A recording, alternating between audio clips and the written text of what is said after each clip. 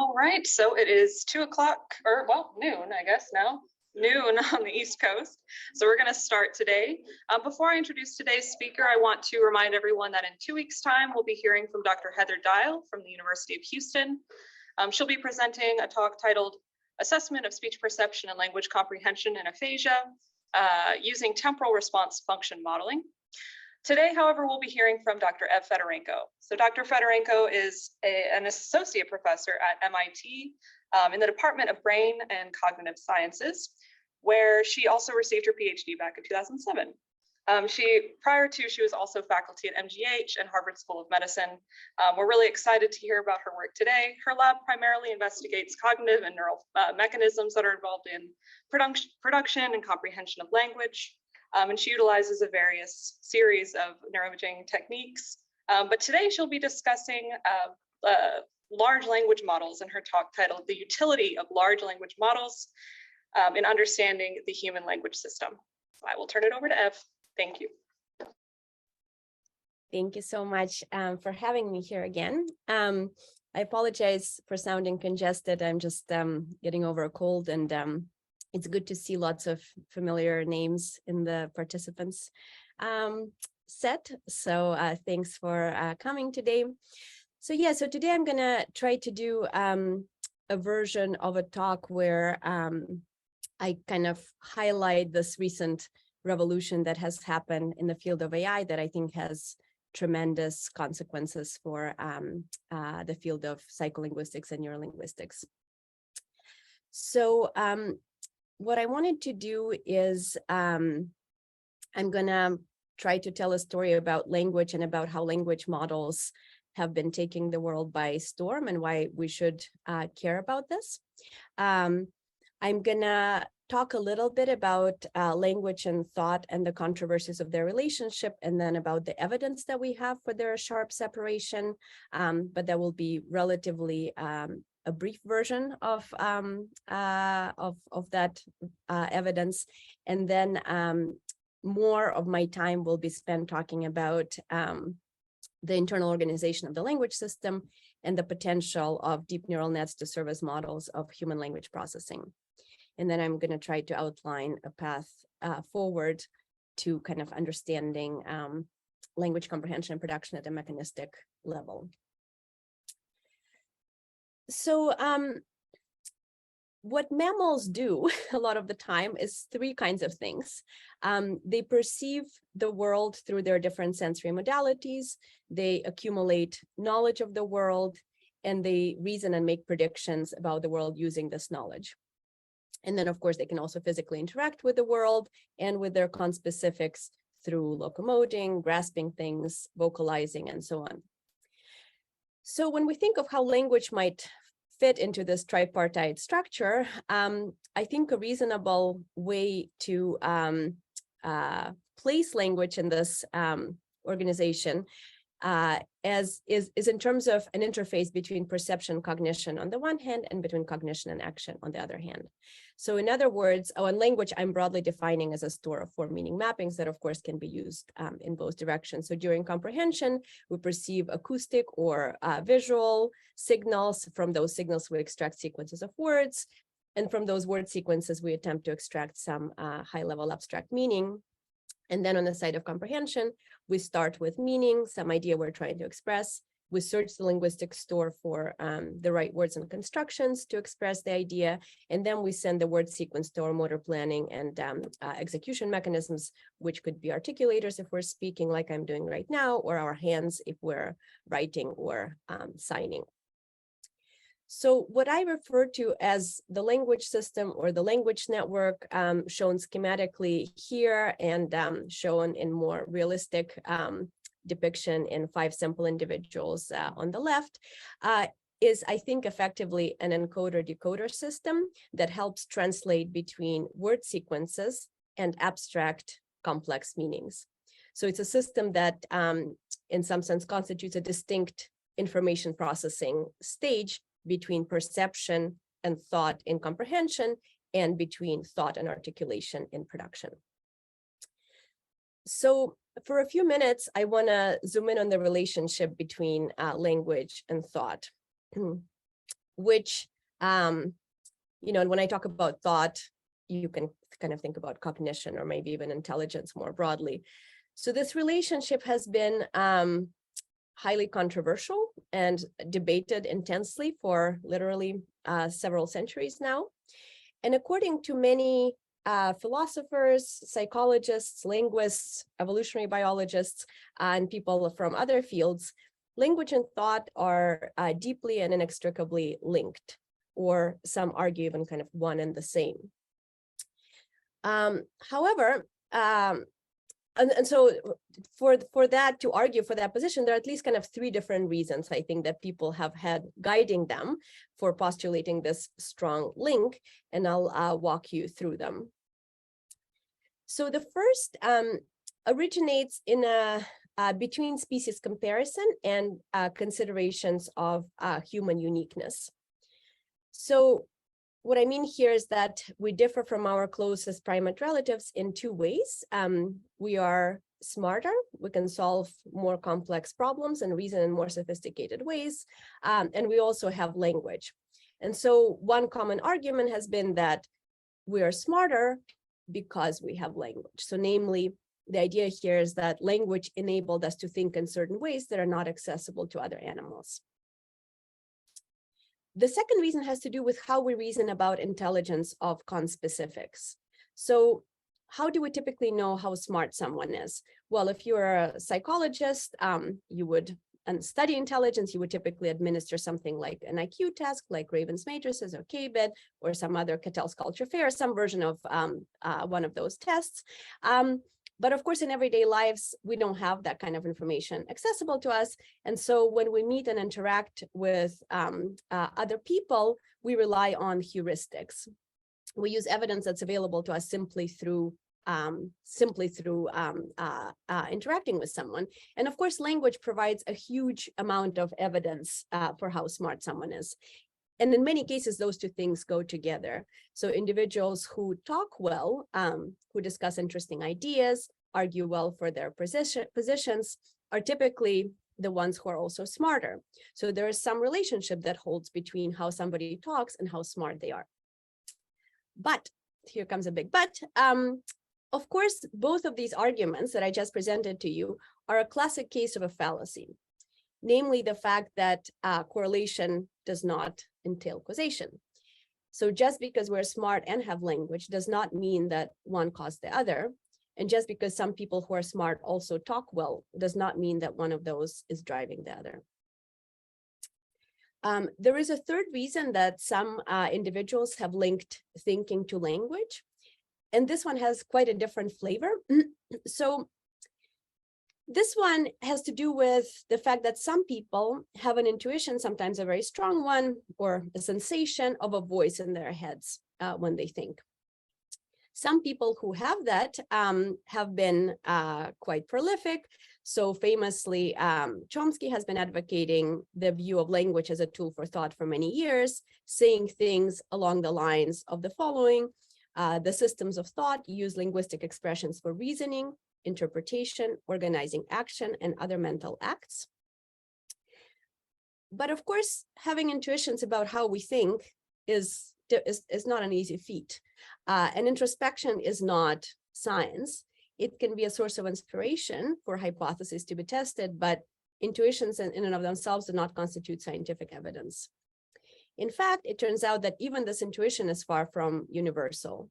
A substantial fraction of the population doesn't share this intuition and thinks that those of us who do feel like we have a voice in our heads are not quite sane. Okay, so how do we actually examine this relationship between language and thought using scientifically rigorous approaches? So let's start by a brief walk through various abilities that we have as humans, with a focus on cognitive abilities, which include various forms of thought. Some of these we share with other animals, others are specific to humans. Not all of them are culturally universal, but many of them are. So let's just for now separate language out and go through some things that we're capable of in addition to language. So as humans, we can do things like math, from making simple numerosity judgments to things like arithmetic and calculus and so on. We can engage in logical reasoning, so formally reasoning about causal relations. We can acquire really new skills like talking to machines through computer code. We can create and appreciate music. That one seems to be culturally universal. We have a host of executive abilities, things like attention, being able to selectively engage with a particular aspect of our experience at any given time, working memory, inhibitory control, as well as things like planning and decision-making. And using these abilities, we can solve new problems on abstract, unfamiliar stimuli, like the ones that are commonly used in IQ tasks that I mentioned, like Raven's matrices, where the task is to find some pattern or some regularity without necessarily knowing anything about a particular domain. We know and can reason about physical constraints in the world. Well, we have a rich knowledge about the world in general. We know about objects in the world, the kinds of events that happen. This includes a big part of this is knowing the physical constraints on the world, things like gravity and other kinds of ways in which objects interact with each other and so on. We're incredibly socially competent, so we can reason about what other people feel or think, and we can cooperate in all sorts of complex ways. And we can construct complex so-called situation models as we listen to stories, watch movies, or engage in conversation. This is certainly not meant to be any kind of an exhaustive list, but it covers quite a lot of diverse ground in terms of the abilities that we're endowed with. So what is the relationship between our language system and all of these cognitive abilities? So there's basically two main kinds of evidence that we as a field have access to for these kinds of questions, like do two mental capacities draw on the same resources or not? And those are basically an older approach, which involves analyzing individuals with brain damage. That approach has been with us for several centuries now, and a more recent tool like brain imaging. So things like PET and fMRI, which allow you to very focally probe neural responses to particular mental computations. Okay, so I'll start with brain imaging evidence. So there's now abundant evidence from a few different groups where the question that this research asks is something like the following. So we can find brain regions that respond a lot when we process language. My group has developed tools to identify these regions very quickly and very reliably and robustly at the individual participant level. And once you find these regions, you can ask, how do these regions respond when I ask you to do some non-linguistic tasks? So for example, when I ask you to engage in thinking about others' mental states, or do math, or listen to a piece of music, or make some causal inference about a relationship between events or something like that. And it turns out that the answer to this question is basically that the language regions are largely silent during all sorts of non-linguistic tasks.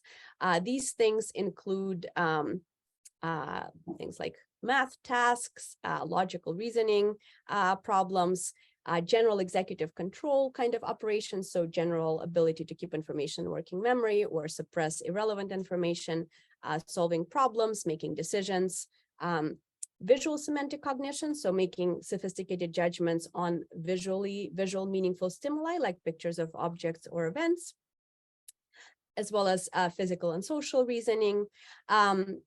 Instead, all of these abilities engage very strongly other systems in the brain. So it's not like the brain is not working really hard when we're doing these things. It's just that the systems in the brain that are active during these various tasks are not the same as a system that works to crunch linguistic input or to generate a sequence of words based on a thought we're trying to express. Another approach, this older approach, is to examine thought in individuals who don't have a functioning language system.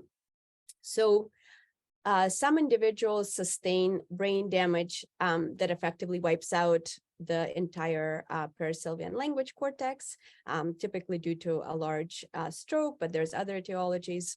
And these individuals have severe problems with language. They have problems with comprehension, production, and to the extent that there's anything spared, they can maybe understand a few single high frequency words or something like that.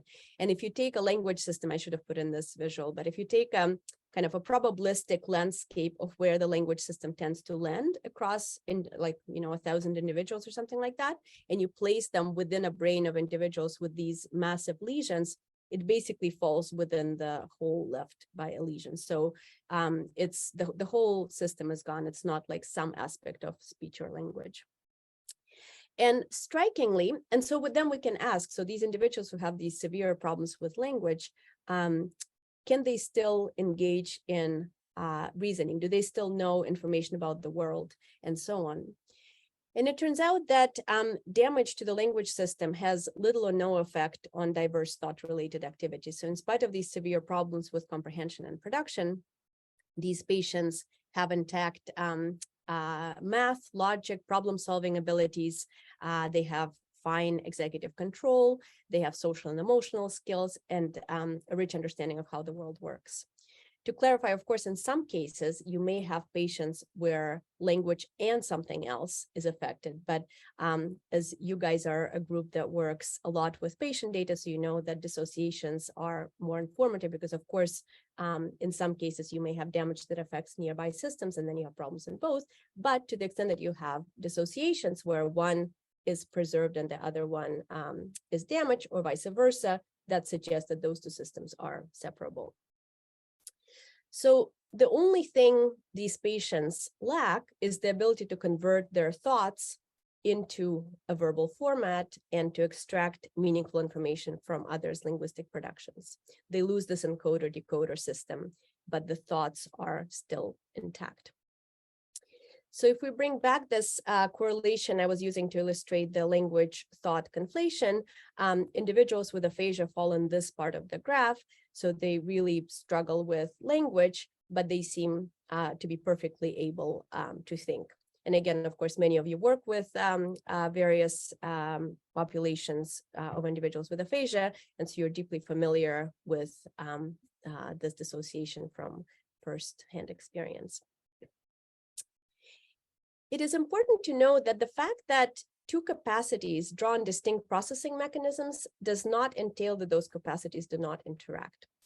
So with this in mind, I want to introduce a distinction between what we've been referring to in recent work as formal linguistic competence and functional linguistic competence.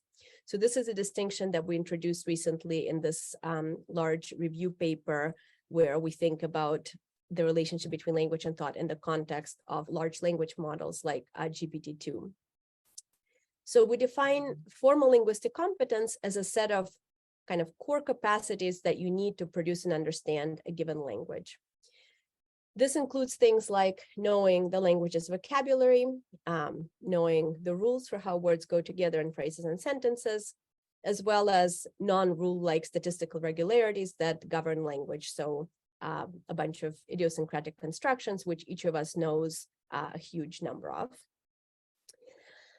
So human language users likely acquire this knowledge through sophisticated statistical learning mechanisms in early childhood, and we kind of continue to update these knowledge representations throughout our experience across our lifetime.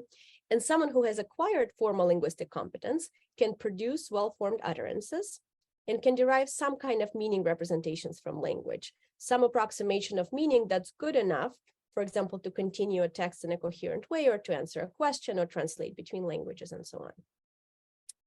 However, in addition to being competent in the rules and regularities of language, competent language users must be able to use language to do things in the world, right? So we use language to talk about the world, to talk about things that happen, things that are true or not, to discuss complex ideas, to turn these ideas into scientific theories and engage in formal debates. to make requests, perform speech acts, joke and flatter, which is something that's a really big part of human social interactions, and to construct rich models of the world as we listen to a story or engage in an extended conversation. So this set of abilities were referred to as functional linguistic competence. Now, if we bring back our picture of language and various non-linguistic abilities that I've enumerated, we argue that in humans, formal competence is the ability that is enabled by the language selective system. So by the system that selectively responds when we process language or when we generate linguistic utterances based on some thoughts. But functional competence relies crucially on aspects of non-linguistic cognition, on capacities that sharply dissociate from the language system in our brains, as I have just told you. Just to give a couple examples, so functions like mathematical and logical reasoning are supported by what's known as the multiple demand system, a set of bilateral frontal and parietal areas that have long been linked to fluid intelligence. And I think when I spoke in this series, like maybe a couple years ago, I reviewed evidence for you of a dissociation between the language system and the domain general multiple demand system. Things like social and pragmatic reasoning draw critically on a system of right lateralized areas that sometimes are referred to as the theory of mind or mentalizing network. This is a system that Rebecca Sachs and colleagues and a bunch of other labs around the world have now richly characterized. So this is all to say that to be a competent language user, there are these two very distinct kinds of things that we need. We need the kind of knowledge of language proper, and then we need an ability to use that language system jointly with systems that support different kinds of reasoning, store different kinds of knowledge about the world and relational information, and allow us to reason about both physical and social worlds. So now most of the talk I will spend talking about the internal structure of the language system. So what computation does the system support? So I am, in the interest of time, I didn't talk today about kind of the basic things we know about this language system, but maybe I'll just say a few words. So this is the individual maps that I'm showing you at the bottom are maps for contrasts between language processing, so listening to or reading sentences, compared to some perceptually matched control condition. So for example, listening to speech in a foreign language or reading a bunch of non-words. So something that has perceptual features of speech or visual written language or sign language for that matter, but doesn't contain content and structure of a linguistic signal.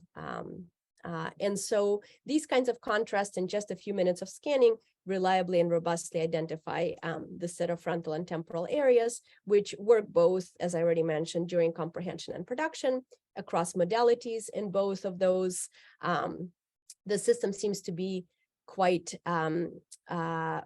robust to cross-linguistic variations, such that these regions and their properties look similar across typologically diverse languages. These regions are causally important for language. Again, it already should be clear from things I said a few minutes ago, where if you damage this system in adulthood and sometimes even in childhood, you're going to end up with problems in comprehension, production, or both.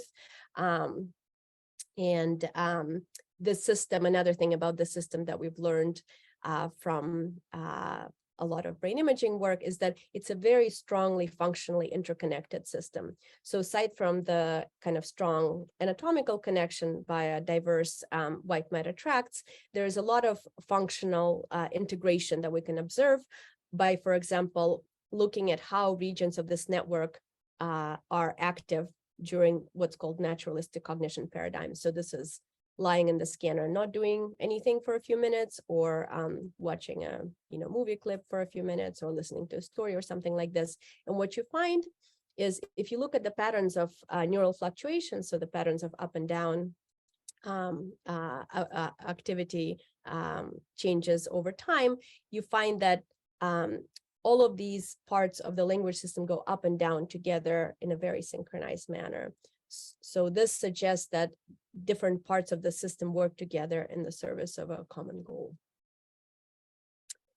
So what computation does this language system support? So one reason you might be interested, you as a scientist might be interested in understanding the selectivity of a cell or a brain region or a whole network of brain regions is because selectivity places important constraints on what the system could or couldn't be doing, or the cell, or whatever level you're working at. And so there is already a whole bunch of hypotheses that are ruled out by the strong selectivity of the system for particular kinds of input, namely linguistic input. So based on the things that I've told you, you can already infer that the reason that these brain areas respond strongly when we read or listen to sentences is not just because sentences have hierarchical structure, because many other kinds of input that is hierarchically structured do not engage the system. So this includes things like music or mathematical expressions or computer code expressions and so on. It's also not because sentences are meaningful, because many stimuli that are meaningful but non-linguistic, so like pictures and videos of objects and events, elicit some response in the system, but it's much lower. It's about 3 times or 2 times lower than the response to linguistic stimuli. So it's not just the meaning that's driving this. It's not because sentences sometimes contain logical arguments or describe mental states, because non-linguistic stimuli with those properties, again, do not elicit a response in these areas. And it's also not because sentences are often social or communicative signals, because other communicative signals, like, for example, facial expressions or nonverbal vocalizations like laughter or crying, or gestures that accompany speech but do not carry propositional content, again, do not elicit a response in these areas. So having taken all of these things out of the equation, what remains is some version of the processing of linguistic meaning and or linguistic structure. And indeed, a lot of work across many labs. I mean, I'm just citing studies from our group, but there's many research programs that have been dedicated to this, have shown that the language areas that I've been talking to you about, they deeply care about both the structure of language and the meaning of language. So, for example, with respect to combinatorial processing, which includes both syntactic structure building and compositional meaning, you can find signatures across diverse paradigms. So these regions respond much more strongly when we process structured stimuli like sentences compared to unstructured stimuli like a list of unconnected words. They're sensitive to syntactic surprisal as measured both with kind of controlled paradigms and naturalistic ones. Similarly, they're sensitive to how difficult it is to form a syntactic dependency. So, for example, the fact that non-local dependencies are costly, that's a system that supports the formation of such dependencies. And these regions also show adaptation to the structure of the sentence, so low response to repeated syntactic structure. Importantly, the sensitivity to this combinatorial processing in language appears to be broadly distributed across the system. So it's not like we have a focal hub that does combinatorics. So anywhere you probe within the system with either tools like brain imaging or intracranial recordings where you sample at a much finer scale, you sample still multiple cells typically, but wherever you look, you find the strong sensitivity to combinatorial processing. And further, we also don't find evidence of selectivity for syntactic or combinatorial processing relative to the processing of word meanings. In other words, any neural unit that is sensitive to structure in language also responds to meanings of individual words, as, for example, evidenced by stronger responses to real words compared to non-words, or by the participation in multivariate representations of word-level meanings. And so we have this system that appears to be sensitive to both word meanings and composition, both syntactic and semantic. But what next, right? So we've narrowed this space down considerably, but where do we go beyond this? And taking a step back of how things usually go in science is we do a couple of different things in a virtuous cycle. We make scientific measurements, so we measure things, we obtain some numerical descriptions of phenomena that we may be interested in. In the case of neuroscience, we take measurements from the brain. In case of psycholinguistics, we take measures that are behavioral, like reaction times. And then we try to derive some abstractions over these measurements. So to come up with some brief description of these measurements in a way that gives us insight into what's going on. And the goal, of course, is to kind of decipher the algorithms that enable us to, perceive, think, or act, whatever system you may be working on. And of course, engaging in scientific modeling often requires new measurements and so on in this kind of a cycle. So what do we want from our scientific models? So on the one hand, we want coverage. We want to be able to predict with high precision responses to any arbitrary stimulus. So I give you a new sentence and you should be able to tell me what the response would look like. On the other hand, we want our models to be parsimonious and to offer some kind of an intuitive level understanding. In this kind of a space, in the neuroscience of language, and in fact, in many other domains of neuroscience, at least for domains that are more developed or perhaps specific to humans, most models have been quite parsimonious. You can express them in simple English, right? Like I just told you a couple slides ago, that based on the work we and others have done evaluating the selectivity of the system, we can conclude that the system has something to do, whatever computations it performs, those computations have something to do with the processing of word meanings and or combinatorial processing. But much of the detail in responses to language, like what are the actual representations that we're building for any given sentence, and what are the algorithms that we apply to derive meaning from language, you can't get there from these kinds of verbal descriptive hypotheses. And those have dominated the field for many years. The reason that we haven't had better models is that until very recently, just a few years ago, we haven't had adequate computationally explicit accounts, stimulus computable accounts of how meaning might be extracted from language. We haven't had algorithms that could perform this task on a full spectrum of natural language inputs. But a few years ago, things have changed and kind of a revolution has been taking multiple fields by storm, from AI and engineering to cognitive science and neuroscience. So there's a whole bunch of things that kind of whose confluence led to real breakthroughs. So these included things like increases in computing power, availability of massive corpora of text, and advances in machine learning. And all of these together led to these real breakthroughs. In this case, I'm focusing on the domain of language, but as many of you know, there are similar parallel advances in cases of computer vision, robotics, and many other domains.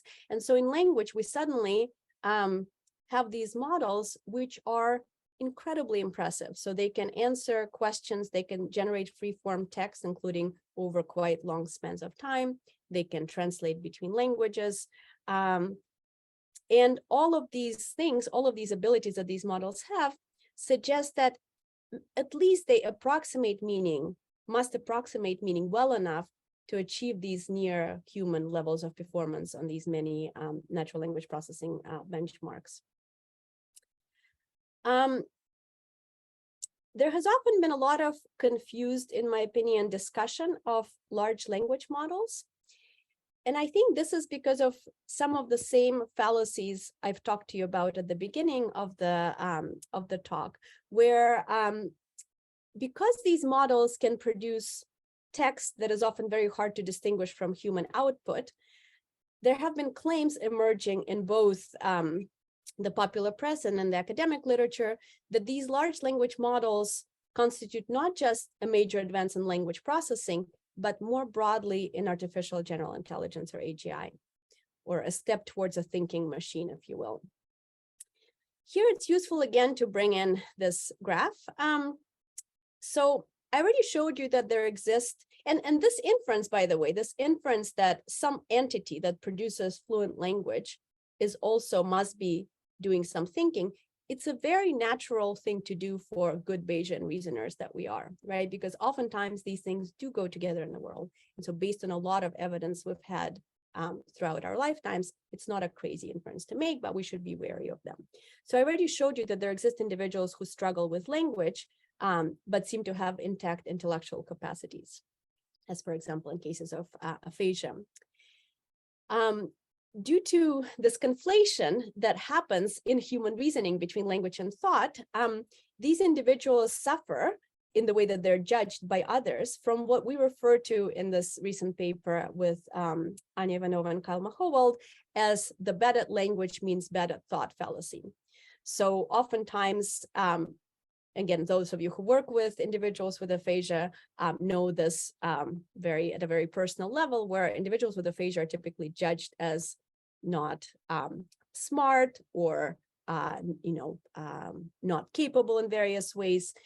And of course, the US is a very international community, so many of us have suffered from this fallacy being non-native speakers of English. So this is Gloria from Modern Family expressing this frustration where if it's hard for you to express yourself in a particular language, your non-native language, people often make inferences about your intellectual capacities. And in fact, there is actually quite a substantial body of work showing that individuals who are non-native speakers, individuals who have accents or lack fluency of a native speaker, are judged as less bright, less capable, less trustworthy, pretty much like any good thing you can think of. We are deprived of it in how people think of us. Okay, so large language models occupy this other quadrangle of this space, right? So these models are really good at language, but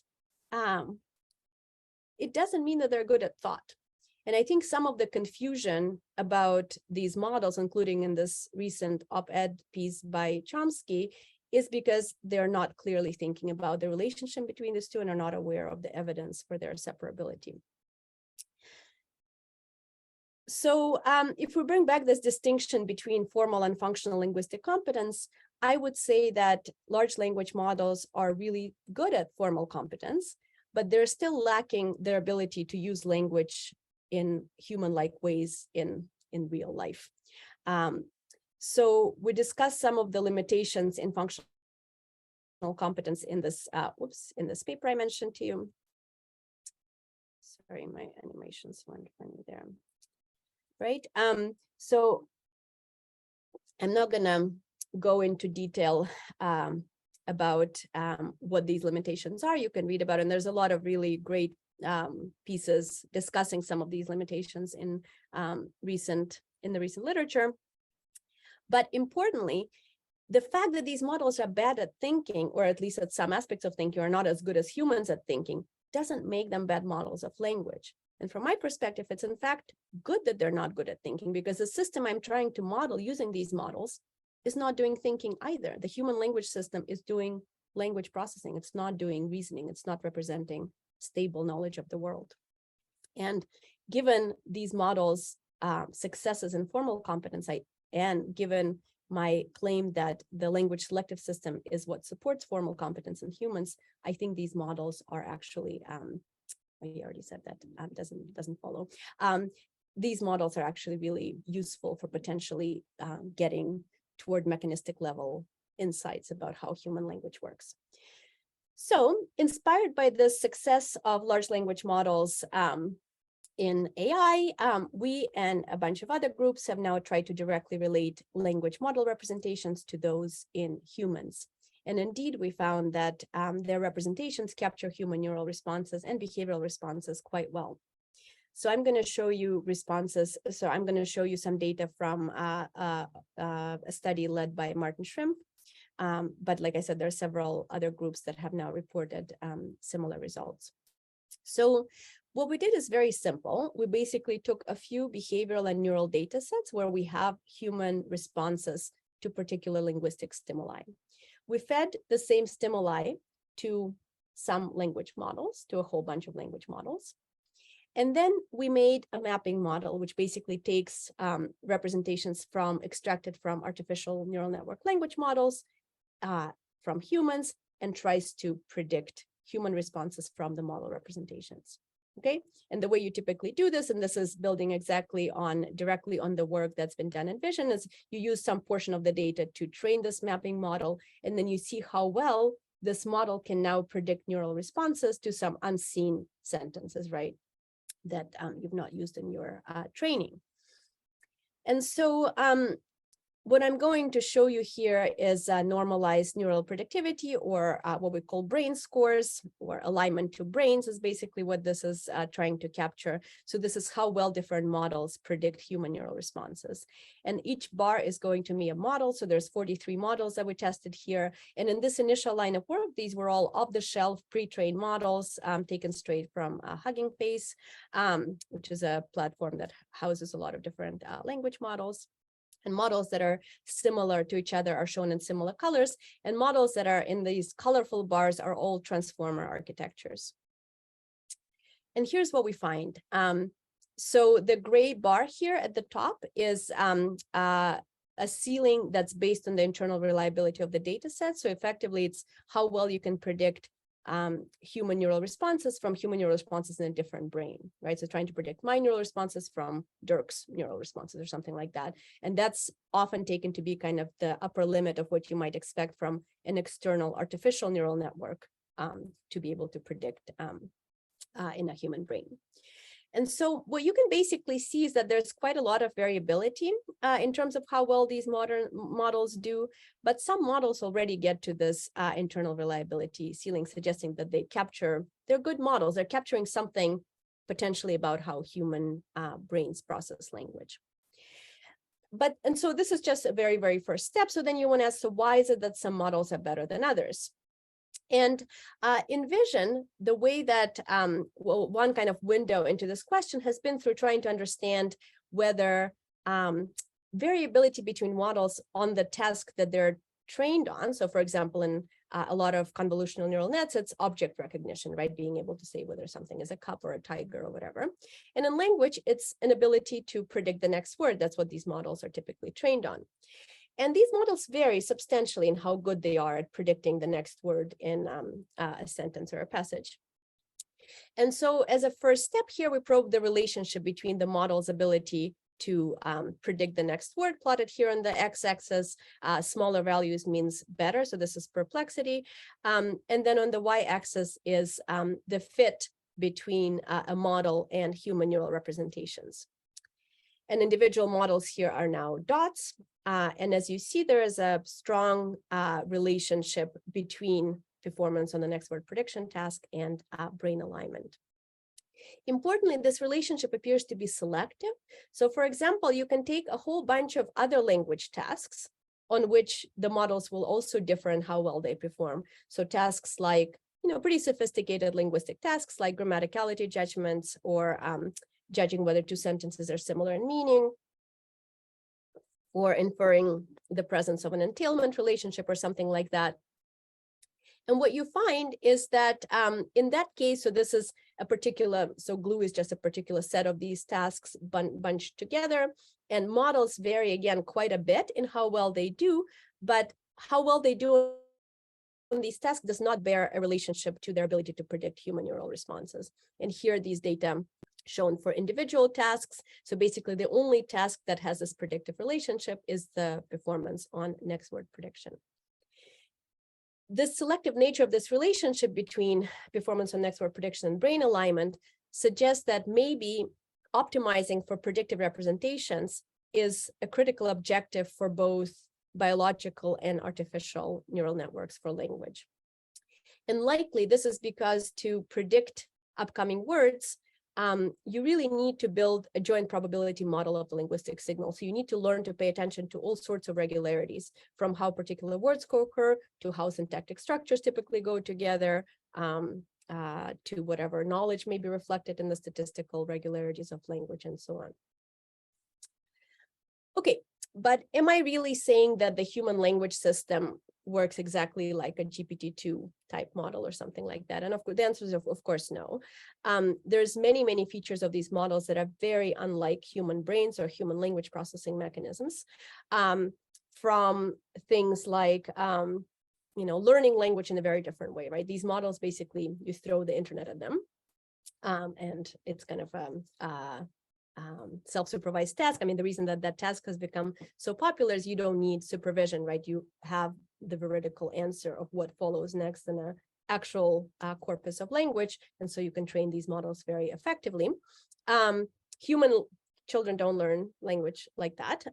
They learn from very different kinds of data, from different amounts of data, and so on. Large language models retain much longer contexts of verbatim previous context than what humans do. I don't have time to go into the details of that, but we can come back to it in the question period. And of course, human language processing, we know it's affected by many different kinds of information sources, including information that large language models couldn't possibly have access to. But I will maintain that these models are incredibly promising as computational explicit hypothesis about how some aspects of language may be carried out in the brain. So going forward, I think the goal is to build on these engineering advances, synergizing with parallel advances in human neuroscience in order to uncover the mechanisms that support language processing. And I'm going to take a couple more minutes to just kind of outline this way forward. So on our side, we're taking kind of a three-pronged approach here. So on the one hand, we are pushing on the data collection front. Although there are many existing data sets that are already publicly available due to recent efforts to increase kind of openness and replicability, reproducibility efforts in the field, many of those data sets were not collected with the goal of relating neural representations from human brains to those from language models, and are suboptimal. In particular, many task paradigms only were designed to measure responses to groups of sentences as opposed to high quality responses to particular phrases and sentences. And a lot of naturalistic stimuli only have a single repetition, which are very, very noisy signals as a result. And so here we're mostly focusing on intracranial approaches, but we also supplement them with fMRI and MEG kind of standard methods, and trying to use the latest machine learning algorithms to also choose, for example, language stimuli in a way that would allow us to best discriminate between model architectures or model variants along other dimensions. Second, we're now dissecting high-performing models to understand what are the critical features that lead to a good model to brain fit. And you'll often hear people make this criticism like, these models are not helpful because they're a black box and you're trying to use one black box to explain another black box. This criticism no longer applies. There is a rich suite of tools for probing the model's internal architectures in various sophisticated ways. So they're really no longer black boxes as such. Of course, there's still a lot we don't understand about how they work, but it's not like we can't make any progress by probing their internal structure. And so using kind of careful experimentation, like the one, those of us trained in experimental psychology have typically done just on humans, we can do these experiments on networks. We can try to ask, is it some component of architecture? Is it a particular training regimen? Is it a particular optimization function? And by creating minimal variants of these models, we can isolate, kind of distill the necessary and sufficient properties that a model must have to capture human neural and behavioral responses. And I was going to give you a taste of this work, but in the interest of time, maybe I'll just mention my last point, and then we can come back to those teasers in the question period. So the third thing that we're strongly pushing on these days is the following. So although I've argued that in the human brain, language appears to be implemented in a system that's distinct from the systems that store our stable abstract knowledge of the world and support reasoning, there is a bunch of efforts across the world to model different aspects of thought. Okay, so people like Josh Tenenbaum locally at MIT has been doing this, and Yejin Choi and a bunch of other groups. And so, and some of these efforts include what's known as neurosymbolic modeling. So it's modeling that combines features from neural nets, but also some symbolic or sub-symbolic representations, taking kind of the best of both worlds. And the hope is, of course, to eventually develop more complete models of the human brain. So not just the little section the system, the stage that does the crunching of the linguistic input, but also downstream processes like reasoning on the representations that are extracted from language. And then we can kind of test hypotheses about cognition as a whole. The way we do this is by building platforms like BrainScore. That's a platform that exists already for vision, but the idea here is to create kind of a community-wide effort where people can upload data sets, which can be turned into benchmarks. Other people can upload new models, and we can kind of have a running leaderboard score of scores of how different leading models perform on all the available data up to this point. So this is kind of like, I think it's been really revolutionizing the neuroscience of vision. And I'm hoping the same will happen for language. So we're building a platform like that. There is a kind of beta version right now, but it's gonna, with support from MIT's Quest for Intelligence, this will hopefully turn into a more robust platform over the next couple of years. And so the key take homes for today are a point that I've been making over the last decade, that language and thought are relatively independent in the human mind and brain.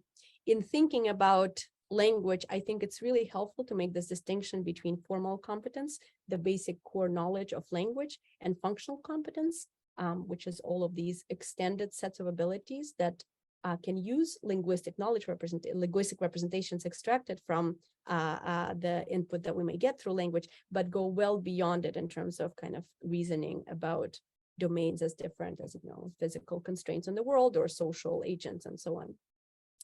And then finally, I really can't overestimate my excitement about these deep neural net models as models of language processing. A few years ago, I was really not sure about how far we can push our understanding of language in the brain. And then suddenly these models came about, and we have a chance where this is a very exciting time. We have a chance to build actual implemented systems that do language in somewhat similar ways, perhaps, to how humans do it. And once you know how to build a system that does something that humans do, you know how it breaks and you know how to fix it. And I think that's the goal that I want to aspire to in the next few years. Thank you very much.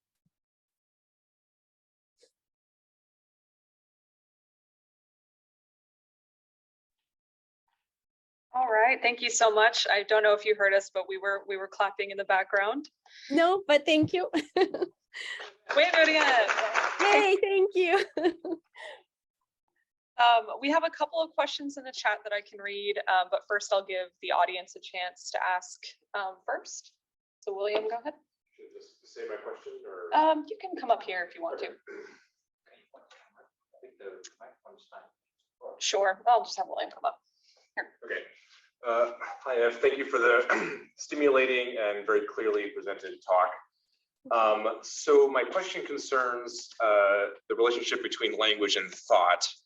So as far as I understand, the idea promulgated by Chomsky and others, it's not that language is thought, but rather that language supports certain aspects of thought. So as an analogy, right, like the auditory system supports language, but certainly is not the same as language. So I guess the question is, how would we test the more modest hypothesis proposed by Chomsky and others that language supports certain aspects of thought rather than any and all aspects of thought? I don't know. I mean, if the claim is about, I would try to force Chomsky to make testable predictions and not just wave his arms around and talk. I think if the claim is that language mediates certain aspects of thought, then certainly within the system that builds something like syntactic structures, which has been a lot of the focus in that tradition, there has to be some part of that system without which you couldn't engage in complex thought. That prediction doesn't bear out. So to the extent that there is evidence that Chomsky or you or somebody in that tradition think that support this critical role of language in thought, I would be very interested in hearing about such evidence, but I'm not aware of it. Yeah, I mean, as a brief follow-up, there's the lesion data by Juliana Baldo and Nina Dronkers and colleagues, right? So they look at subtests or sub-items of certain intelligence measures and show that the damage to those areas associated with those deficits is strongly related to certain aspects of language, right? Yeah, I'm familiar with that work. So that's a case of an association, right? So if you take cases of brain damage where you have damage to a certain part of the brain and then you have difficulties with two abilities, it's very hard to interpret that as to make a strong inference based on that, right? Because oftentimes you have, especially, we know this very well, in the temporal cortex as well as in the lateral frontal cortex, there's nearby systems that are really, really functionally sharply dissociated. And so if you find cases of dissociations, then they trump whatever associations may be reported, right? I mean, that's just like, go back to like Karamazov and Coulthard, classic writings about associations versus dissociations and the kinds of inferences that these different kinds of data afford. Yeah, I don't know if there's more to say beyond that. Welcome. Hi, Ev. This is Eric. Thank you for a wonderful, really clear and excellent talk. In the beginning of your presentation, you seem to narrow down, the way I was listening to it, the definition of what language was more and more towards formal linguistic knowledge, and then separate that from functional linguistic knowledge. And I was wondering, in your view, how do those two concepts map onto the traditional competence, linguistic competence versus a linguistic performance dichotomy, where one would also, I think, classically say that it's performance that interacts with other cognitive abilities. That's no surprise.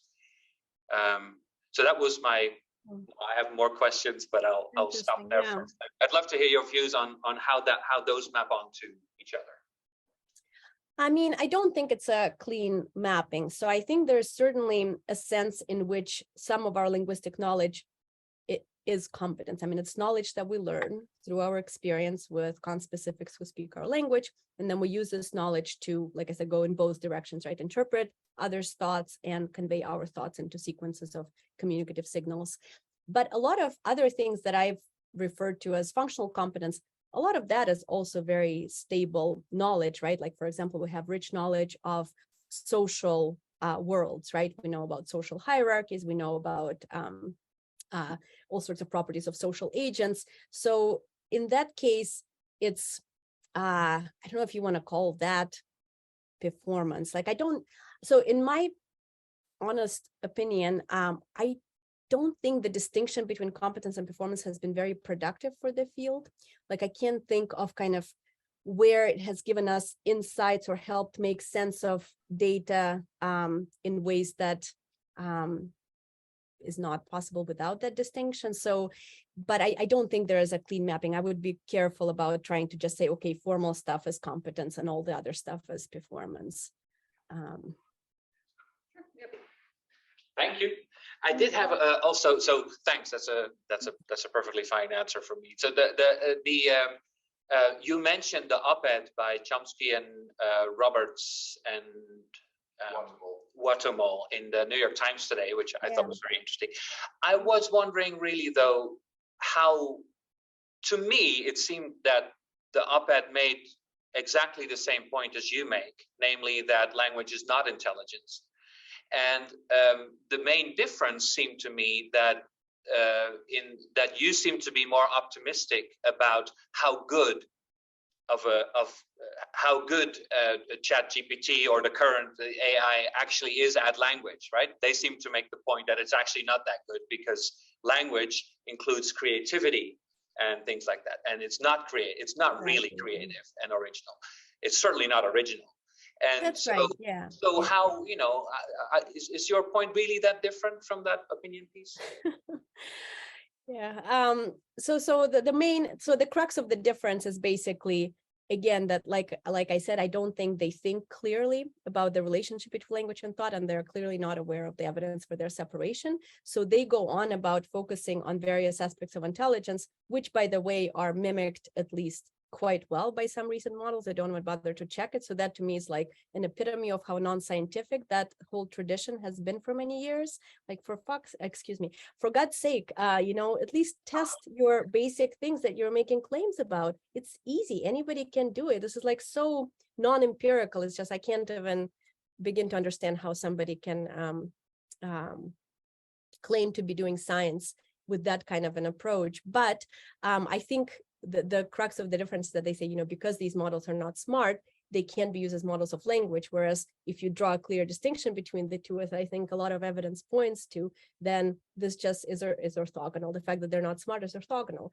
They're much smarter than they're saying they are, the models are, but this doesn't have any bearing on how useful these models are as models of language. So sorry for swearing. I'm sick, and so I'm just like a little low on cognitive control. We need way more F-bombs in C-star meetings. It's great. All right. I'll go ahead and ask some of the questions from the chat unless anybody else has anything. So we have a kind of a comment from Virginia Valian. So she says, there's a difference between necessity and sufficiency. You can have thought without language, but language might be sufficient for thought. So large language models might have sufficiency going for them. I don't know if you have a comment. Language might be, you can have thought without language, yes, but language might be sufficient for thought. That's interesting. I mean, so that's certainly an interesting argument that you can make, is like, how far can you take what you gather from linguistic patterns to engage in sophisticated reasoning. So in this paper with Karl Machowold and Anya Ivanova, we argued that probably something like the next word prediction objective that these models are trained is probably not quite going to cut it. Like, I think our drive to understand the world is what ultimately leads us to gather information and analyze it in sophisticated ways and make all sorts of generalizations. Like, I don't think all of that can be gained from this objective of purely making guesses about what's coming next. Like, in some sense, of course, maybe everything we do has to do with that in some ways, but I don't think so. I think a lot of what humans do is actually a lot of internal thinking.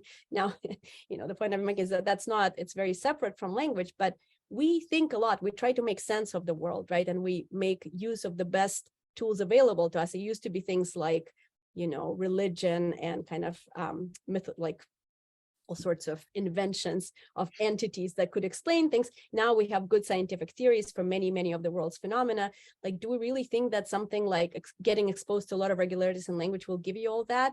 I tend to think no, but then again, there's this, very cool phenomenon of emergence that's been discussed a lot on Twitter, especially in the last few weeks, actually very actively, where some of these models that are large enough and are trained on enough data suddenly seem to exhibit abilities that you wouldn't have necessarily expected them to have, given the kind of data they have and how they're trained. So work by Jen Hu recently from MIT is showing that some of these latest models can do really well on pragmatic reasoning, which I wouldn't have predicted they could do, because it seems to, at least some of these phenomena, require explicitly representing somebody's mental states, and yet they can. And so that I think a lot of this remains to be determined, but one important thing to say is, again, the importance of good experimentation, because a lot of the benchmarks that exist out there conflate language and thought, or at least they think they're tapping high-level reasoning, but they can be hacked with tracking some low-level linguistic features. And so I think we should put in a lot more effort to try to develop suites of tasks that really tap these different aspects of knowledge and reasoning that you can't bypass by tracking particular linguistic regularities. Great point.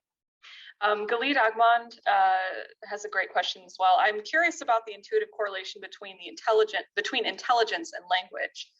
Is it beyond just mere intuition, and have studies shown a correlation between intelligence and linguistic capacity? Assuming that this correlation does exist, right, where do you think that this stems from? It's a great question. I mean, there's kind of a long and a short answer to it. I mean, so on the one hand, of course, language is kind of a mirror of the mind, right? So it reflects some of the sophistication and knowledge that's present in somebody's mind.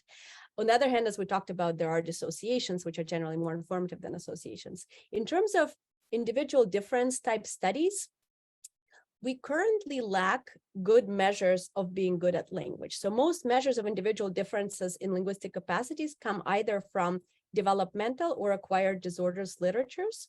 And some of the ones that actually elicit variance kind of along the spectrum of human abilities load very strongly on IQ, so something like vocabulary.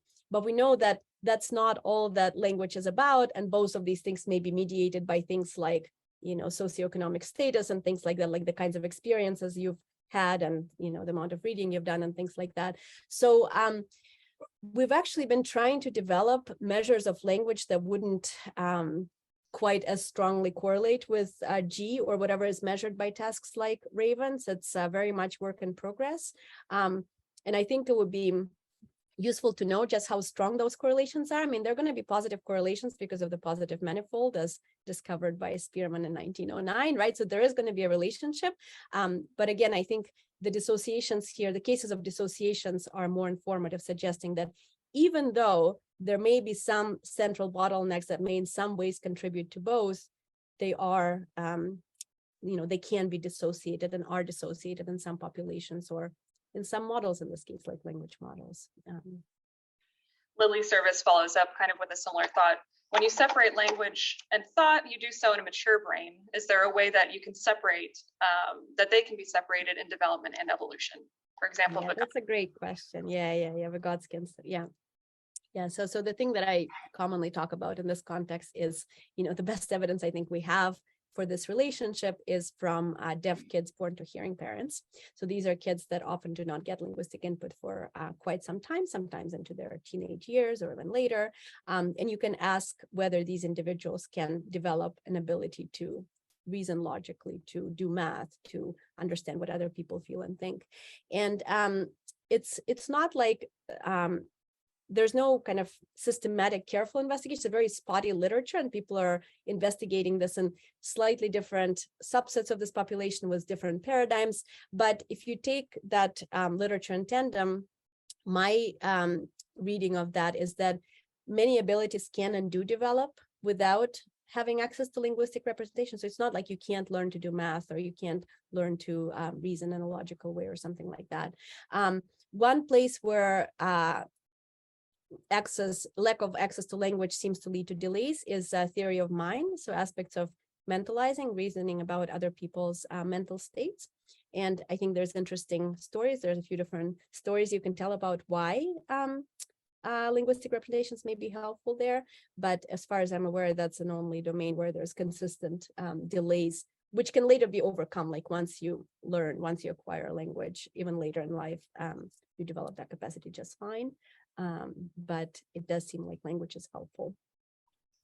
We have time for a couple more if you're willing. Sure.